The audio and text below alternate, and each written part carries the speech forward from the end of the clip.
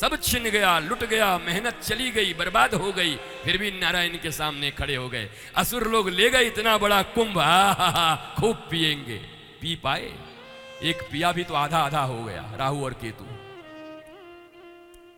बताओ, भगवान ने मोहिनी अवतार लिया, गए।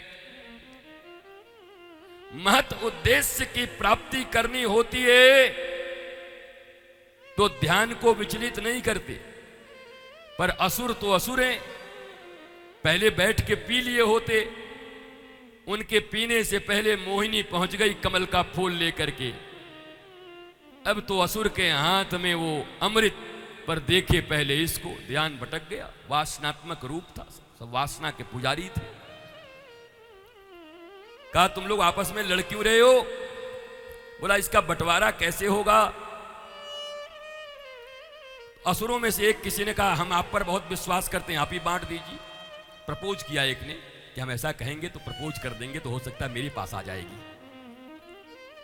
भगवान भी इसी चीज का इंतजार कर रहे थे। भगवान ने कहा सुनो, नख जिनके बड़े बड़े हों, सिंह जिनके बड़े बड़े हों, दांत जिनके बड़े बड़े हों, और अचानक प्रकटित हुई कुल खानदान को जाने बिना किसी युवा स्त्री पर भरोसा नहीं करते।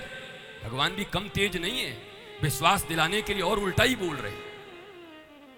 तो असुर लोग बोले वाह कितनी कुलीन स्त्री है, बताओ, खुद कह रहे कि विश्वास नहीं, अब तो और विश्वास हो गया, आप ही को बांटना है। भगवान कह रहे हम ही बांटेंगे, चिंता मत करो, हम प्रपंच इसलिए फैलाए हैं कि हम बांट दें। भगवान ने लिया। अब महाराज एक आकर के बैठ गया बीच में, असुर।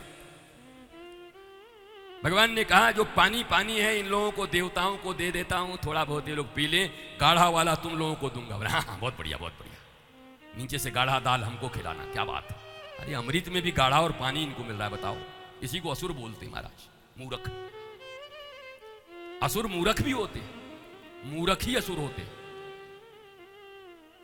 भगवान ने पिलाया तो बीच ही में एक आके बैठ गया और देखा कि मामला गड़बड़ है, ये गीला और गाढ़ा दाल के नाम पर लगता है सब बांट देगा, है ये गड़बड़ आदमी। बीच में आके बैठ गए। ये भी इतना मूर्ख आदमी था राक्षस, ये भी बैठा तो दो हैलोजन के बीच में बैठा, चंद्र और सूर्य के बीच में। बताओ महाराज, दोनों जल रहे थे। अंधेरे में कहीं बैठता तो पी पा भी लेता बढ़िया से। एक तरफ से सूरज, एक तरफ से चंद्रमा, दोनों के बीच में आके बैठ गया। दिया, सूरज चंद्र ने हंगामा किया, अरे असुर तब तक तो पी गया, कट्ट से काटा गया, लेकिन पी गया तो दोनों अलग अलग, राहु और केतु। नहीं, राहु केतु कुछ कर नहीं पाते। देव और दानव दोनों मिलकर के मित्रता करके समुद्र का मंथन किए। जहर निकला तो सबने सोचा किसको दूं? बोला उसी को दे दो जिसके आगे पीछे कोई नहीं है। बोला भोलेनाथ।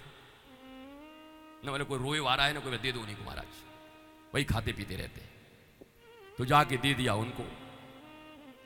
फिर चीजें निकलती गई, बढ़ती गई, बढ़ती गई, बढ़ती गई, बढ़ती गई। लक्ष्मी जी अब आई तो नारद जी भी बिना रख करके खड़े हो गए कि बहुत भजन हो गया, अब एक बार हो ही जाए, हमारा भी वरण हो जाए। नारद जी भी खड़े हो गए। माता लक्ष्मी ने कहा बेटा नारद, तेरे को मैंने ही वीणा दिया, तू कहां है स्वयंवर में खड़ा है, हट जा। माता लक्ष्मी ने विष्णु का वर्ण किया। सारे देवता खड़े थे, पर वर्ण तो विष्णु का ही होना था। विष्णु का अर्थ होता है विराट। लक्ष्मी कभी क्षुद्रों के पास नहीं जाती। क्षुद्र, संकीर्ण, कंजर्वेटिव, और जाती भी है तो आनंद नहीं देती, बस वो रक्षा करते रह जाते हैं, बचाते रह जाते हैं। जिनके हृदय विराट हैं विष्णु की तरह, लक्ष्मी उनका वर्ण करती है। ये सब कथा के माध्यम से जीवन में अपनाने वाले सूत्र हैं।